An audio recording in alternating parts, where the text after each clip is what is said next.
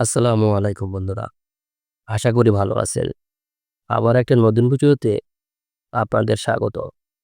আজকের ভিডিওটি অত্যন্ত গুরুত্বপূর্ণ তাদের জন্য যারা অতিরিক্ত গ্যাস্ট্রিক সমস্যায় ভুগছেন এবং অতিরিক্ত ব্যথানাশক ওষুধ সেবনের ফলে পেটে আলসারের সমস্যা তৈরি করে ফেলেছেন, তাদের জন্য অত্যন্ত গুরুত্বপূর্ণ আজকের এই ভিডিওটি।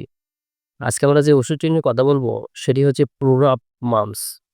আজকে আমরা প্রোরাপ মামস ওষুধ সম্পর্কে বিস্তারিত জানবো। এই কাস্কের ব্যবহার এবং এটি কোন কোম্পানির ওষুধ সে সম্পর্কে বিস্তারিত জানবো। তো বন্ধুরা চলুন শুরু করা যাক। ভিডিওটি শুরু করার আগে একটা রিকোয়েস্ট, ভিডিওটি টেনে না দেখে সম্পূর্ণ দেখবেন এবং যারা চ্যানেলে নতুন তারা অবশ্যই চ্যানেলটি সাবস্ক্রাইব করে পাশে থাকেও এবং যারা অলরেডি সাবস্ক্রাইব করেছেন তাদেরকে অসংখ্য ধন্যবাদ। বন্ধুরা, এপ্রোগ্রাট মামস ওষুধটি হচ্ছে ইসিমোপ্রাজল গ্রুপের একটি ওষুধ। এটি বাংলাদেশে সাধারণত পপুলার ফার্মাসিউটিক্যাল কোম্পানি বাজারজাত করে থাকেন। এটি বাংলাদেশের যে কোনো ওষুধের দোকানে পাওয়া যায়। এর বর্তমান মূল্য হচ্ছে ১১ টাকা পার পিস। এপ্রোগ্রাট মামসের ব্যবহার, এপ্রোগ্রাট মামস সাধারণত গ্যাস্ট্রোএসোফেজিয়াল রিসার্চ সিনড্রোম অর্থাৎ যাদের গ্যাস্ট্রিকের সমস্যা রয়েছে, এছাড়াও যারা বিভিন্ন প্রকার ব্যথানাশক ওষুধ দ্বারা চিকিৎসার ফলে গ্যাস্ট্রিক আলসার তৈরি করে ফেলেছে, এছাড়াও হেলিকোপ্যাইলরি ব্যাকটেরিয়ার মাধ্যমে যাদের শরীরে অর্থাৎ যাদের পেটে আলসারের সমস্যা হয়েছে এবং জোলিঞ্জার ইনিসোল সিনড্রোমে অর্থাৎ যারা অতিরিক্ত গ্যাস্ট্রিকের কারণে বুক জ্বালা-পোড়া, পেটে ব্যথা এ ধরনের সমস্যায় ভুগে থাকেন। এছাড়াও পেট ফাঁপা, একটু খেলে পেট ফেঁপে থাকে, অতিরিক্ত পেট জ্বালাপোড়া করে এবং অতিরিক্ত গ্যাস্ট্রিকের সমস্যায় ভুগে থাকেন, তাদের জন্য অত্যন্ত গুরুত্বপূর্ণ ভূমিকা পালন করে থাকে এপ্রোগ্রাট মামস।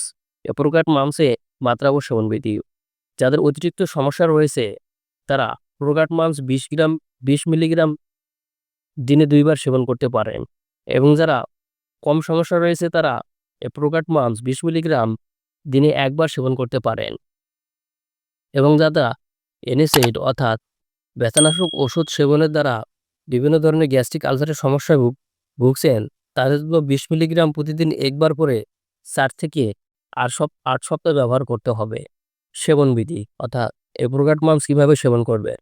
এসেমিপ্রাজল মামস অর্থাৎ প্রোগ্রাট মামস সাধারণত ১ গ্লাস পানি দিয়ে গিলে ফেলুন। ট্যাবলেটটি চুষে অথবা কামড়ে খাওয়া উচিত নয়। যদি রোগীর ঔষধ গুলে খেতে অসুবিধা হয় তাহলে ট্যাবলেটটি আধা গ্লাস পানিতে রাখুন। তারপর ট্যাবলেটটি গুলিয়ে যাওয়া পর্যন্ত পানিটি নাড়তে থাকুন। মিশ্রণটির সাথে সাথে অথবা ৩০ মিনিটের মধ্যে খেতে হবে। প্রতিনির্দেশনা, ইসোমেপ্রাজলের প্রতি অতি সংবেদনশীল রোগীদের ক্ষেত্রে এটি ব্যবহার করা যাবে না। পার্শ্ব প্রতিক্রিয়া, অর্থাৎ এটি সেবনের ফলে কী পার্শ্ব প্রতিক্রিয়া দেখা দিতে পারে?